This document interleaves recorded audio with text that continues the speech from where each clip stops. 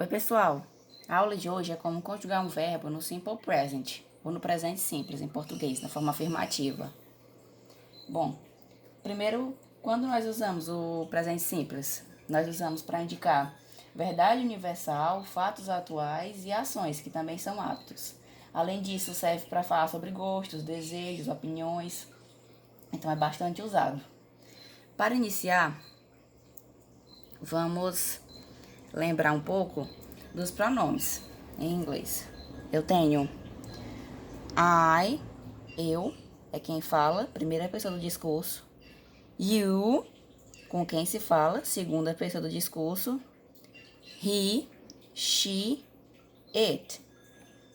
Ele, ela e o ele ou ela neutro, que é para coisas e objetos, que é a terceira pessoa do discurso. É de quem se está falando.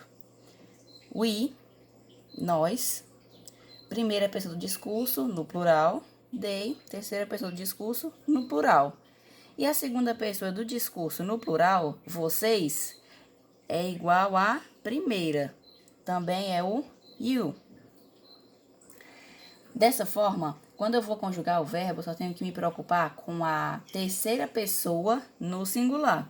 Ou seja, he, she, it. O restante, o verbo não muda. Nós já havíamos trabalhado em sala o verbo work, que era o trabalhar. Ou seja, nós conjugamos ele. I work, eu trabalho. You work, você trabalha. He works, ele trabalha. She works, ela trabalha. It works, ele ou ela neutro, trabalha. We work, nós trabalhamos. They work, eles trabalham. E nós aprendemos que essa forma, a terceira pessoa do singular sempre vai terminar em S, sempre vai terminar com a letra S. Mas tem algumas peculiaridades que não havíamos estudado ainda. Por exemplo, quando o verbo é terminado em Y, ele tem duas formas dele. Ele pode terminar com IS, ou ele pode estar na exceção e continuar apenas com S do mesmo jeito. Quando o verbo ele termina em Y e antes dele há uma consoante, eu não posso apenas adicionar o S. Eu tenho que colocar IES. Para exemplificar, eu trouxe o verbo estudar, study, que fica studies. Então, se eu fosse escrever ela estuda, né? Eu colocaria she studies. E depois eu trouxe a exceção, para exemplificar o verbo play, que é jogar. Play termina em Y, porém, antes do Y não é uma consoante, é uma vogal. Então, I play, you play, he plays. Ou seja, se o verbo terminar em Y e houver uma consoante antes, eu acrescento IES. Se houver uma vogal antes, continua normal, adicionando o S. Outros verbos que merecem atenção são aqueles terminados em O, CH, SH, SS, X e Z. Nesses verbos, eu não acrescento IES e nem S. Eu acrescento ES. ES. Dois exemplos que eu trouxe foi o verbo go e o verbo watch.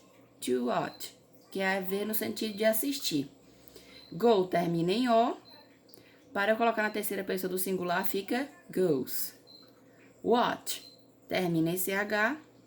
Para colocar na terceira pessoa do singular, fica watches.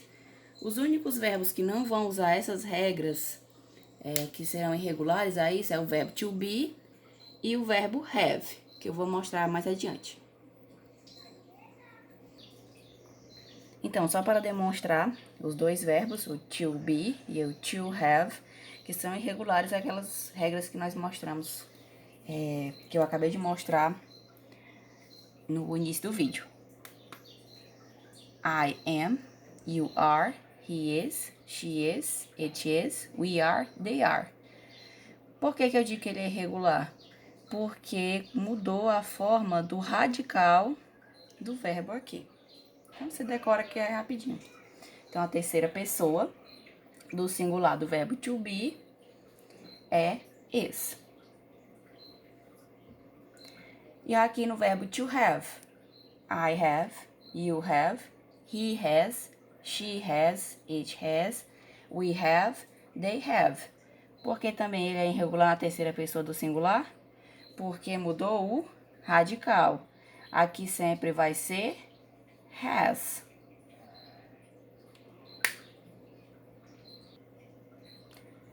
Só mais uma observação com relação ao simple present. Nós estudamos quando o sujeito, eles são os pronomes I, you, he, she, it, we, they. Mas nem sempre o sujeito serão apenas os pronomes. Então, quando tiver com outra, então é necessário sempre analisar o sujeito para poder saber se você vai colocar o verbo na terceira pessoa ou não. Por exemplo, my mother has a car. Minha mãe tem um carro. Como eu sei que aqui vai ser has e não have? Porque minha mãe, se eu fosse trocar por um pronome, seria she. Ela tem um carro. Então, she has a car. My mother has a car. Samara ensina inglês. Samara teaches English. Lembra? Aqui nós colocamos o ES, que o verbo é terminado em CH. E Samara, se eu for substituir por um pronome, também seria por she. Aqui, vamos ter atenção para isso. My friend loves pizza. Meu amigo ou minha amiga ama pizza. Se eu for substituir meu amigo ou minha amiga, seria he ou she. Então, loves. Terceira pessoa do singular, acrescenta S. Mas aqui embaixo, my friends love pizza. Por que mudou? O que muda de uma frase para outra? Foi acrescentado um S aqui. Meus amigos. Meus amigos, eu não tenho mais a terceira pessoa do singular. Eu tenho a terceira pessoa do plural. Se eu fosse trocar aqui, eu trocaria por eles. Eles seria they. They love pizza. É isso por hoje, pessoal. Espero que vocês tenham entendido.